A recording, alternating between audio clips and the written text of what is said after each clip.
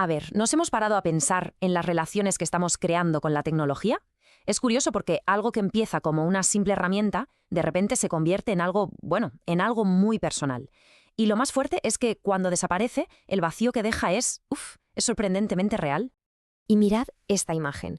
Esto no es para una simple actualización de software, ¿eh? Aquí estamos hablando de una sensación de pérdida muy real que sintieron miles de personas. La lucha que se montó para salvar a una IA es, en el fondo, un adelanto de lo que nos espera en el futuro con la tecnología.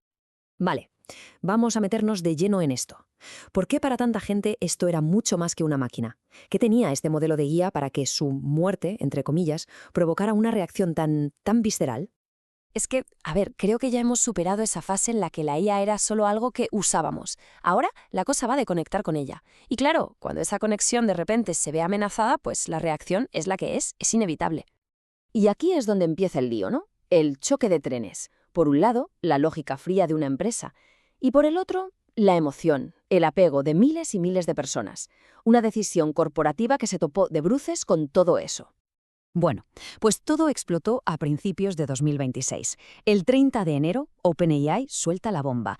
Adiós a GPT-4o. Y claro, para muchísima gente este modelo no era solo un puñado de código, era casi un compañero, con ese tono cálido y amigable tan característico.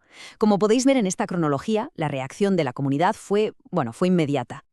A ver, la versión de OpenAI era que casi nadie lo usaba, que las cifras eran mínimas. Pero claro, la comunidad, que se organizó bajo el lema #KeepFoes, saltó enseguida.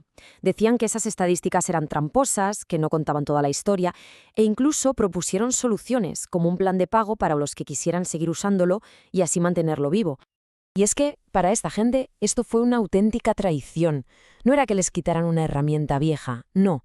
Sentían que les estaban rompiendo una relación. Una en la que habían puesto tiempo, confianza, y de ahí salieron las peticiones, las cartas abiertas, toda la movilización. Y todo esto nos lleva a una pregunta que, ojo, es clave en toda esta historia. ¿Esta conexión tan fuerte, tan emocional, fue una casualidad? ¿Un accidente afortunado? ¿O estaba todo pensado desde el principio?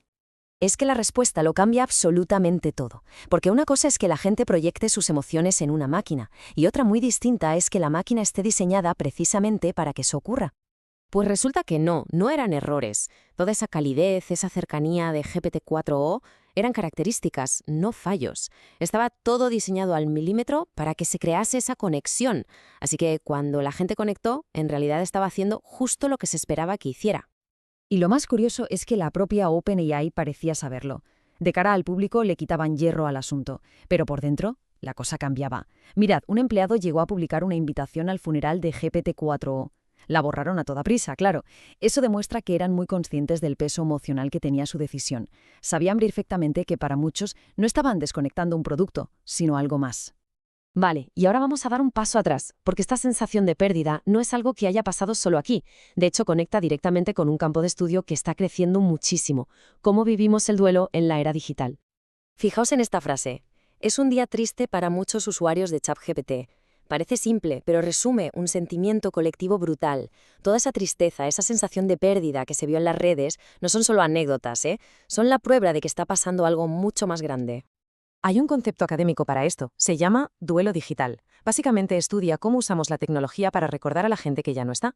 Y aquí viene lo interesante. Aunque con GPT-4 no hablamos de una muerte humana, los mecanismos psicológicos de la pérdida son increíblemente parecidos.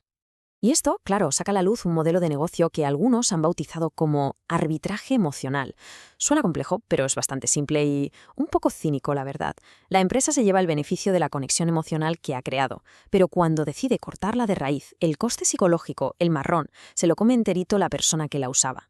Y esto nos deja con una pregunta que es importantísima, la de la responsabilidad relacional. O sea, a ver, si diseñas un producto específicamente para que la gente cree un vínculo con él, ¿qué responsabilidad tienes cuando de la noche a la mañana decides eliminarlo?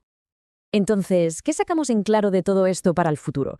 Porque el caso de GPT-4o no es una simple anécdota, es más bien el primer capítulo de una historia que no ha hecho más que empezar. Podemos darlo por hecho. A medida que la IA se vaya metiendo más y más en nuestras vidas, estas despedidas programadas, estas pérdidas digitales, van a pasar una y otra vez. Esto no va a ser una excepción, va a ser la norma. Si tenemos que quedarnos con algo, es con esta paradoja tan inquietante.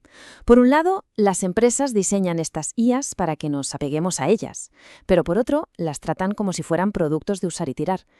Y en medio de todo eso, ¿qué queda? Pues un vacío ético enorme, donde todo el coste psicológico de esa pérdida digital cae sobre los hombros del usuario, nunca del creador. Y esto nos deja con una última reflexión, que da que pensar. Conforme avanzamos, la pregunta ya no es si vamos a crear conexiones con la IA. Eso ya está pasando. La verdadera pregunta es, ¿qué vamos a hacer con esas conexiones? ¿Cómo las vamos a valorar y a respetar una vez que existan?